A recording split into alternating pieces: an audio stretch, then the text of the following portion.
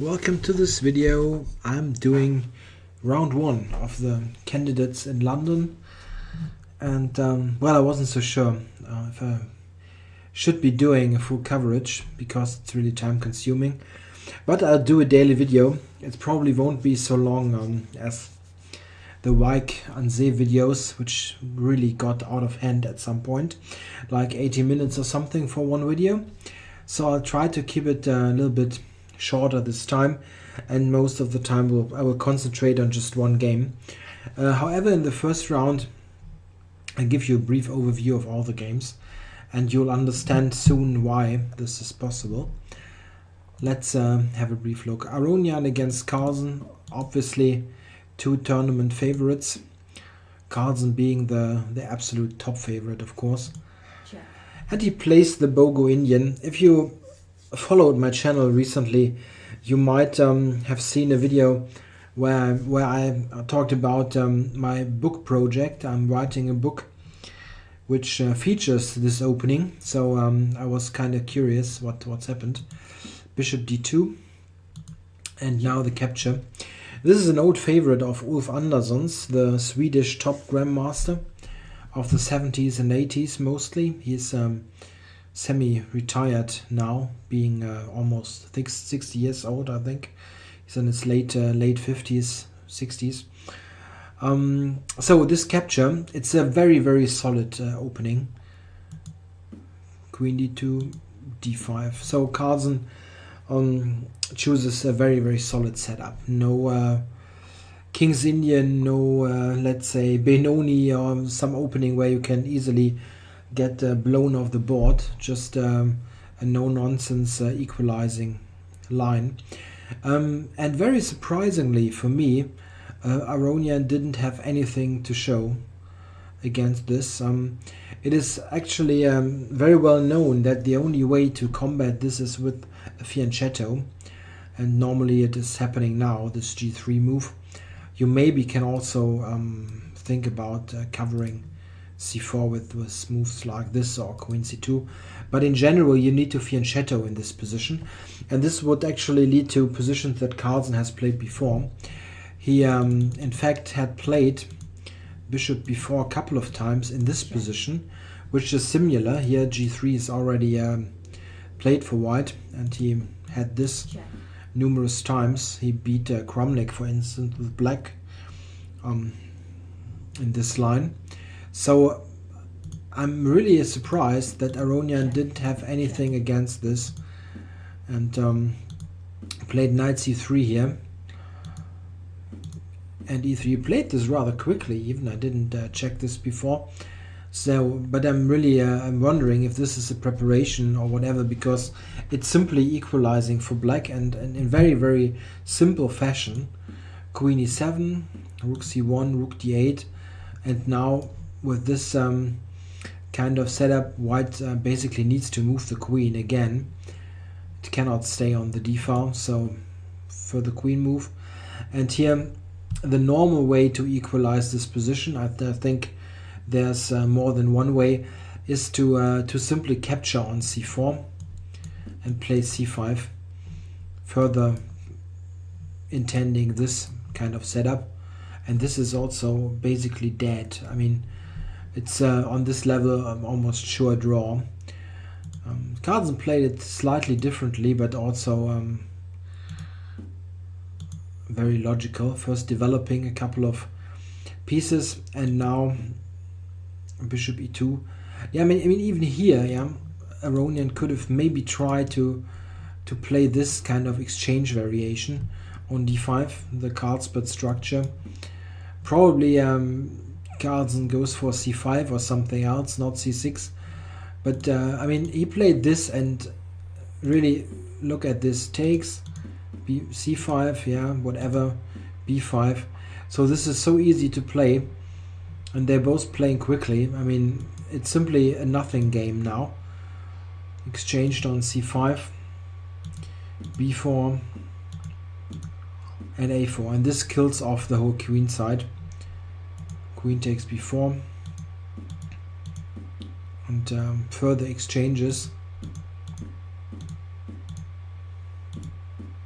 yeah, now we're in a kind of position where even, let's say, any normal club player can try to draw against Magnus. Yeah, and we have all kinds of exchanges. This is the only fun thing about this. Draw agreed in a completely symmetrical position. Yeah, very disappointing game.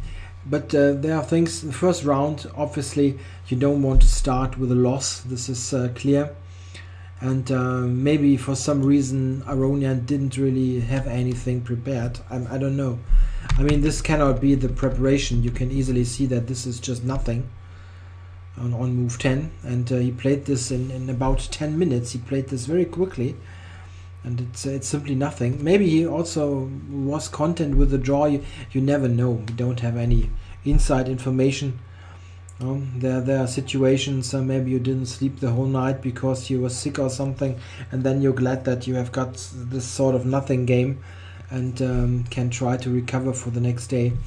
It's just I'm just saying there are things that we have no information about. So sometimes those kind of bleak games can be explained with yeah, very human circumstances. Yeah, well, for the spectator, a nothing game. We also had Svidler playing Kramnik, and here the opening was the most intriguing thing. Kramnik played the Queen's Gambit declined with this Knight f6 e6 move order. Usually it's a given that black is playing the Nimzo here, and Kramnik, of course, is a long-time Nimzo specialist, but he played d5, which is very uncommon at the top level. Basically, no one allows this because of the classical exchange variation, this card split structure, which is a slight advantage for white. It's very difficult for black to completely equalize that. There are ways where you can get very close to equality, but it's still a slight pull. No one really likes to defend it at the top level. But Kramnik had an entirely different idea. On takes d5 he just took with the knight, and this is very rare at this stage, but not necessarily bad. I had a look at this quite a while ago and didn't really find something great for white. Svidler played e4, takes, c5, and this can now, if white would play knight f3, can now transpose to the so-called semi-Tarrasch or improved Tarrasch. This is normally reached in a different move order, of course. Look at this here, d5, knight f3, c5, takes. This is the so-called improved Tarrasch or semi-Tarrasch, where black has captured with a knight on d5. And in the game, we if you look at this, knight f3 now would actually transpose after e4 in the other position and captures. It usually continues in this fashion, check. Black giving a check, castling, and now black goes to e7, often with the queen, b6, bishop b7, knight d7. Yeah, queen e7 is not played all the time, but it's just a possibility. But this is a very solid position for black, and can be recommended to play. Svidler, however, played a3, which is quite often given as a sort of argument against this specific move order, because now, if you look at this after the exchange, there's simply no check on b4, and this check is really helpful for black. He likes to get rid of one pair of minor pieces. Here, however, Kramnik played an interesting idea. He played e5, and this is quite curious. If white now takes, which is bad, I think, check. This leads to a very open position where black has no problems to activate his bishops, and I don't see why this shouldn't be about equal. Yes, Svidler played knight f3, and we got a queen trade early on. So Kramnik, as it is quite often, has exchanged queens early. This position is somewhere around slightly better for white and equal. And I've got a couple of rather normal looking moves. Knight transferred here, and bishop to d7. I think here white should seriously consider to play a4, but Swidler was playing it very safe fashion. He first played this, rook b1 and rook c1. Here, instead of rook c1, he had alternatives. One possible idea was, for example, rook to d1, or moving the king in a sort of prophylactic fashion. What he did, this rook to c1, was answered by this check, and now you need to go to f3. You don't want to retreat, so f3, and now this move. And what is white supposed to do now? The rook here is hanging, and it cannot move because of also this bishop. So bishop c2 was the only move, and now Kramnik just dropped it all the way back and introduced this knight c4 idea. Knight c4 really would be an ugly move to face. White would, let's say, a move like a4, just for example, then knight e4, and knight e5 is possible. And maybe he just wants to take also. It's just not good to allow this. So this is why Swidler played back to b3, bishop d3, and now we got a perpetual, or a repetition of moves. Perpetual is the wrong word. And draw agreed. But at this point, I think there's not much point in doing something else. I think Kramnik also was satisfied. He could theoretically here think about some other move, but what better move is there than bishop b3? White also might continue with some moves, g4, g5, whatever. Black is here. He needs to force the draw. Black cannot play for a win. Yeah. So this was Swidler Kramnik. Pretty quick draw also. And now let's have a look at Ivanchuk against Grishuk. Here we got a very popular opening nowadays, the Catalan opening, where Grishuk played the main line, the open Catalan, and we have this variation. Now White can play a multitude of moves. Bishop f4, bishop g5, bishop d2. The most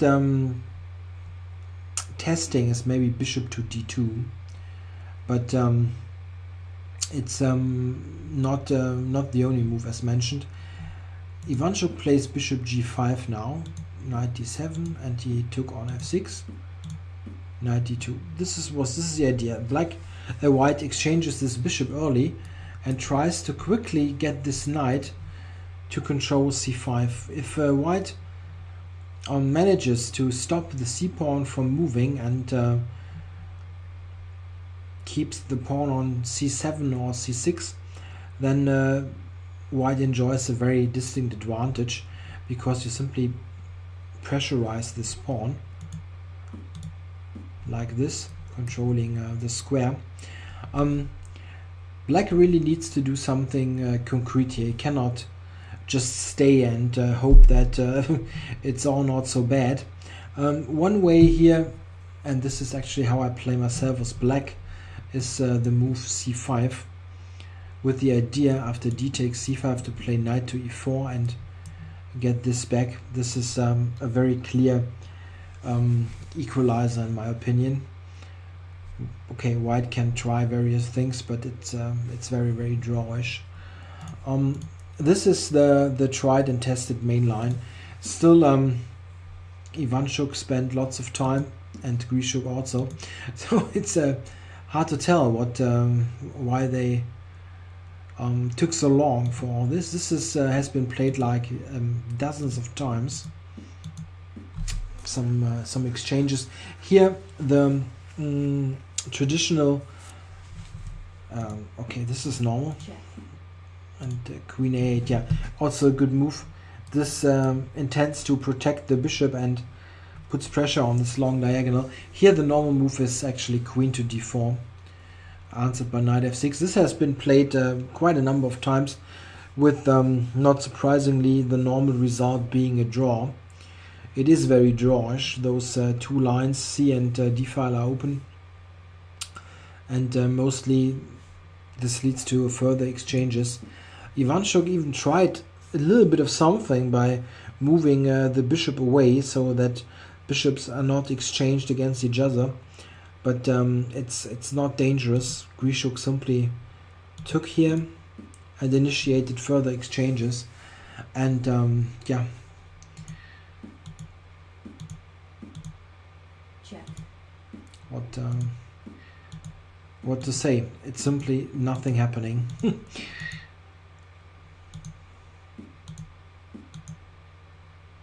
Yeah, here black has at least a little threat. Yeah, it's a big threat even. White needs to react. Played b3, simply preventing the knight coming to c4, and now just back knight d5. Here white could take on d5, and this would actually lead to the position we get in the game, where the d-pawn is exchanged here. And at first you might think, this is 4 against 3 and 2 against 1, but isn't a5, a4 a possible quick pass pawn, so black is even better. Yeah, this is something that white needs to take care of. He needs to get play quickly to secure a draw, and this is what he's doing, giving this check. Check.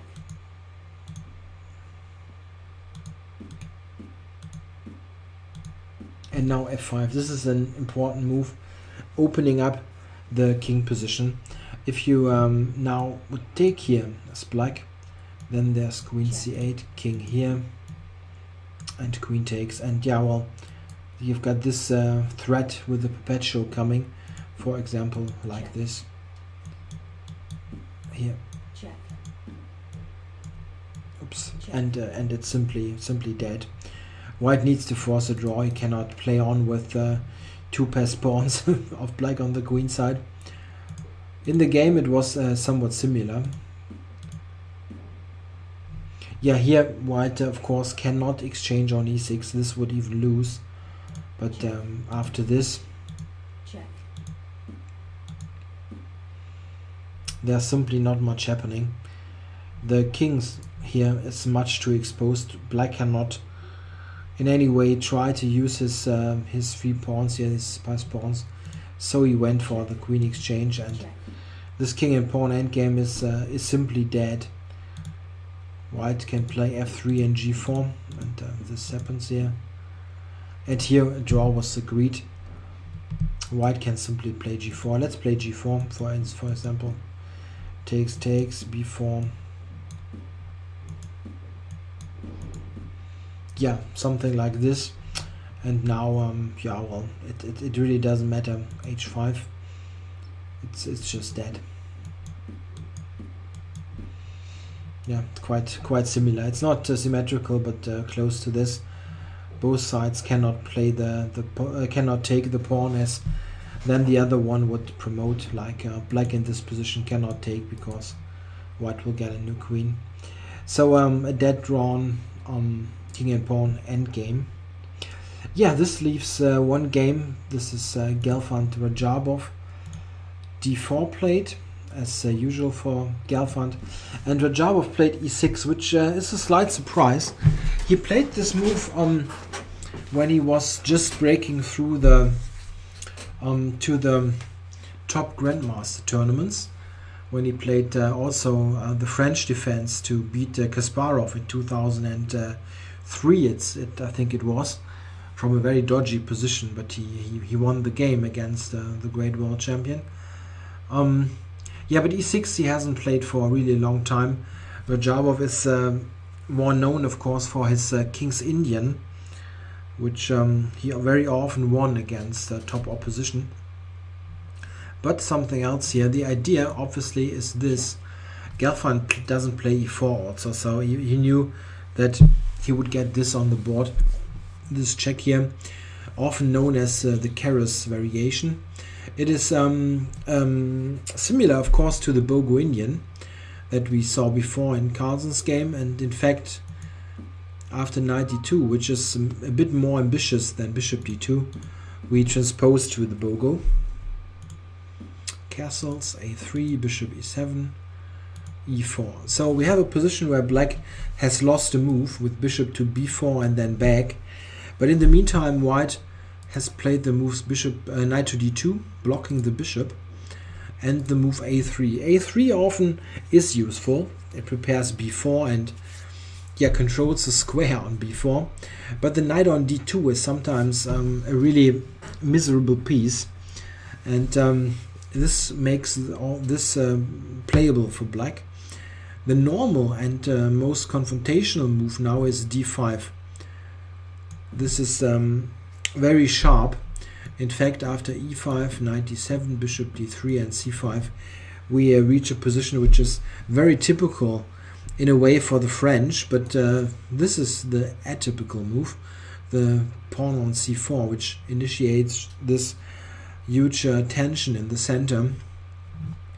So a very interesting and complicated position. But Rajabov played something else. He played the move d6, which is very rare in this position, and it's quite funny. It was my intention to recommend this move in my book, and now it is played. It's not new. It has been played by some grandmasters, but still only in a handful of games. And bishop e2, and now knight d7. Here, in fact, I had some other idea with c5, but okay, it's interesting here as well. b4 and e5. This was Rajabov's idea. He lost further tempo here with the two pawn moves compared to the old Indian defense, and black is basically playing the old Indian with two moves down. He took two moves with bishop b4 and e7 and e6, and then e5 is also two moves. But what are those two moves? b4, a3, and a slightly mispositioned knight on misplaced knight on d2. So this is interesting for black to play. It is still not very exciting, admittedly. As mentioned, when I will suggest this move in my book, it will be somewhat different with c5 as black. Okay, but how did it continue? Bishop b2, a5, castles, and now it takes on d4. And normal improvement, rook e8, bishop f8, so that the knight and the rook initiate some play against e4. The problem for white here really is that this knight is simply on a bad square. It doesn't influence the center so much. It's just much better on c3 or on some other position, maybe even on g3 it would be better. Well, it's not great on g3 as well. Yeah, the knight simply doesn't belong here. We also see after a couple of moves, c6, that black's idea with d6, d5 is very hard to prevent now, as the knight is not controlling this square. White in fact plays the prophylactic move bishop f1, getting the bishop out of the e-file so that he can actually take on d5. And now Rajabov really plays d5. He doesn't want to wait and delay the break. This is the simplest move, attacking e4, simply in this fashion, and also attacking b4. And yeah, after takes on d5, black of course doesn't take here. This after c5 would lead to a very, very good position for white with two pawns against one. So you have potential to get a pass pawn, and of course white has a big blockade on d4, so this would be really a terrible decision. He played however bishop takes b4, and this is just simple and good. Now this d5 pawn is attacked, and white cannot continue without taking, so he took on c6, and now it's almost a complete symmetry. White is only slightly better developed, but it's not a tangible advantage. I'll continue just showing the rest of the moves. The only thing that black needs to do is to get in c5 at some point, exchange the bishop. And this happens a couple of moves later.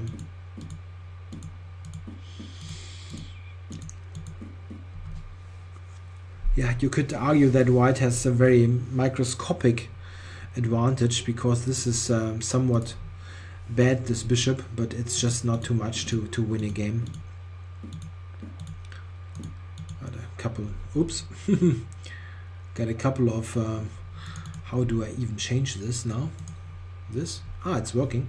Hit the wrong button here. Yeah, well, this was the most exciting moment of the video, probably. Okay, so it saw further exchanges, and here even the c-pawns were put off the board, and now a draw agreed. So we had 4 quick draws in the first round, and not too exciting chess, obviously. This is why I did all 4 games, just give you a brief impression that there was simply not much happening today. Yeah, I think one reason is certainly that you don't want to start with a loss into such a tournament. This is understandable. The favorites here, Kramnik and Carlsen, had black. Certainly a draw is not too bad with the black pieces, so they didn't do anything fancy. Aronian, I think, disappointed a bit with his very yeah, unambitious way to combat this opening. Yeah, Ivanchuk with his Catalan with bishop g5 always also wanted to play it safe, it seems. So nobody wanted to lose, and this mindset is very often, yeah, just leading to a draw at this level. If you don't want to lose and play it very safe with white, very often it will be a draw. But okay, this tournament really sees, yeah, really, it's very easy to understand. Only first place counts. Second place or third place or eighth place or whatever, besides some rating points, is no difference.